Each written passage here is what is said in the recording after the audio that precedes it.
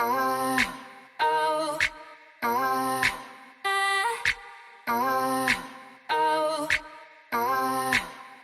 You got me anxious for your call. Don't wanna leave the house at all. Your touch is taking me places. Hi guys, John Frasca back with another interview with GigTrack for Musicians. Today I have Soleil. Soleil. Soleil. I said I was going to pronounce it right and I already messed it up. Soleil. Don't worry. So, Soleil is another old friend of mine from college. She's a phenomenal vocalist and she's working out of North Miami right now, I think you told me? Yes. Yeah, and so why don't you tell us a little bit about yourself and how you got started? Yeah, thanks, John, so much for having me. Really appreciate it. It's great to see you and to participate in this. So I'm originally from New York. I'm from Yonkers, New York. I started playing piano when I was like 5 years old, took piano lessons for 8 years and got into vocal lessons, was in different choirs in high school. And in college, I was in a gospel choir, I was in an a cappella group, I was in a traditional choir, but I actually never majored in music. It was always something that I did on the side, so I know how to read and all of that. But I actually majored in business and sociology. And so I have a bachelor's in that and I have a master's in sociology. Wow. And then I went to like a tech boot camp for UX UI design to do design for mobile apps, digital softwares, things like that.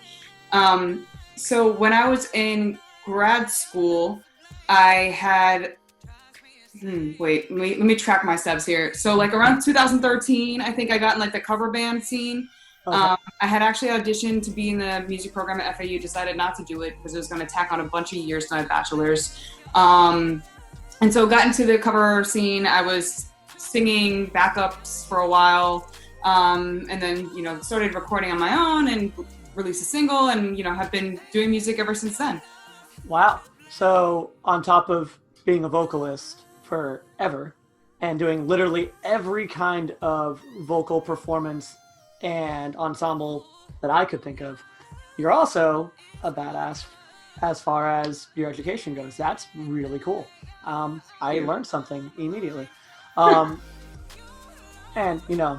just pointing out, she is someone who can work on mobile apps. So you guys might be seeing her more often on this channel because that's the people I need to talk to.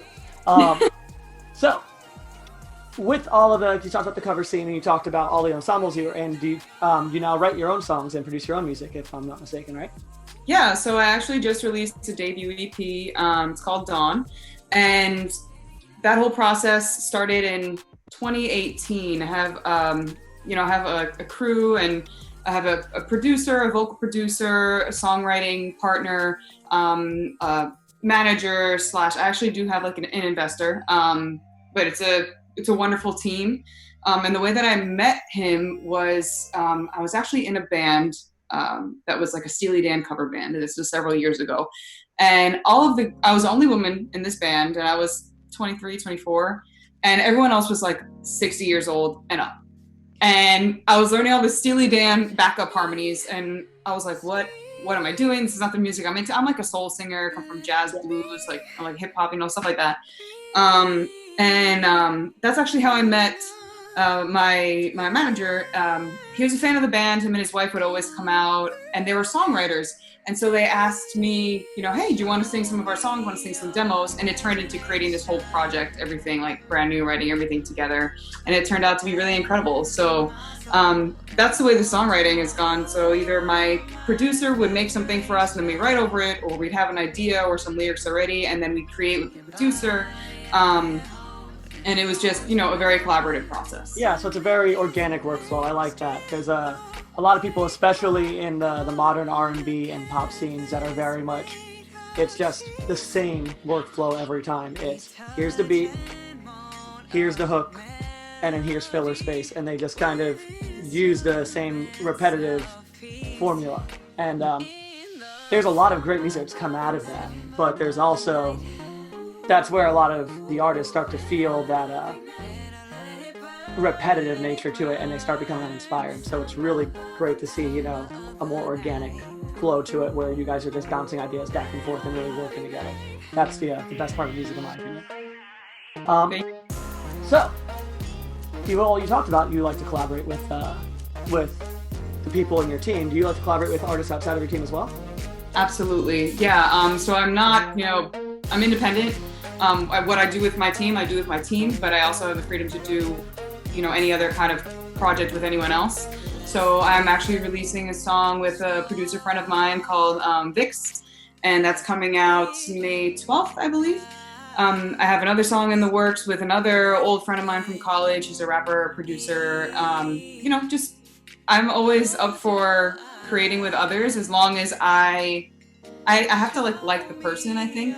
Yeah. And I have to like the message that they put out there, because if it's a bunch of negativity or I don't know, toxic things that they're preaching, like, hey, do you, that's wonderful, but I don't want to put my name on that. For so sure. That's my only limitation there. Very good. Artistic integrity is very important. Also, so any of she talked about the May 12th release and all that, we're going to be posting that below with this video, so make sure you guys check out the link there, and I'll send you right to her stuff. Getting away from the recording aspect now, talking more about your live performances. You did the Steely Dan cover band. That's going to be hard to say. You also did a bunch of different vocal ensembles, a cappella, gospel, choir, chorus, all that stuff.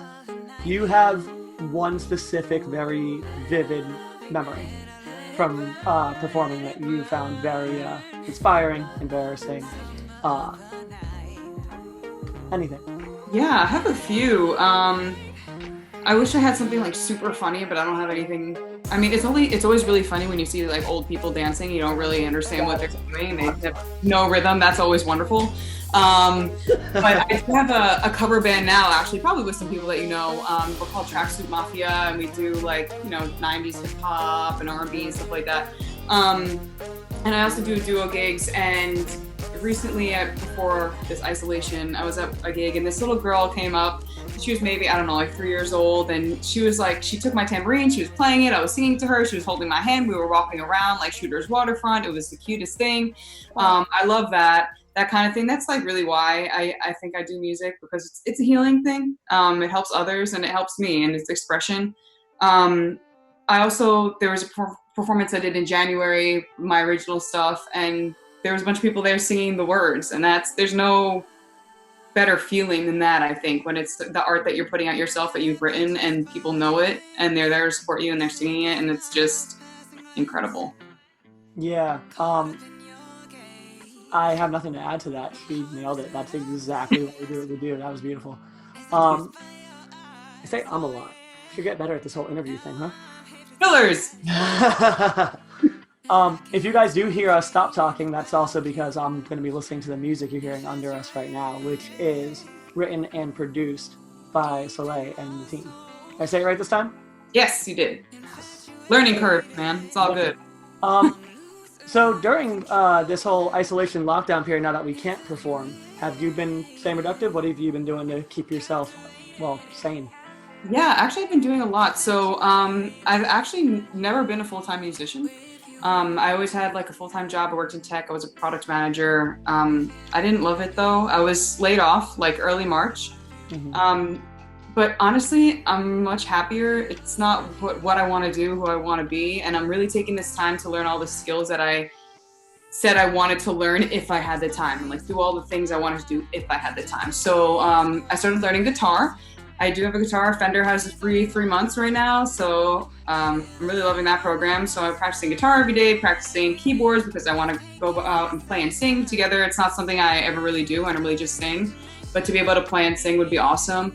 I have my studio set up now, and I've been recording vocals, just playing around. I signed up for a bunch of free online courses. I've been exercising 6 days a week, cooking a lot, reading, just really making myself, staying productive, really, and selling a bunch of random stuff and, trying to make some money because unemployment is really not coming through for us Floridians right now, but it will. So that's awesome. And that's one of the biggest levels of respect I have for a lot of the artists right now is that, this is just really taxing on the country and the world as a whole. It's a lot. And I can't imagine what some people are going through who are actually affected by the virus directly.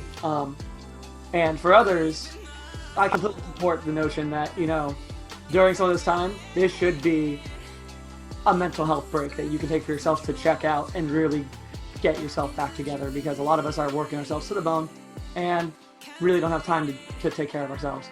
But for the artists that can really capitalize on the time just for themselves, you know, not like cornering the market, not trying to just sell on stuff and make a quick buck. They're really trying to better themselves at it. That's the point of art, in my opinion anyway. So that's the one positive I can at least half see out of this whole thing. And it's really great to see that most of the artists I talk to are trying to do something to better themselves and better the community. It's really cool to see everyone coming together in that respect.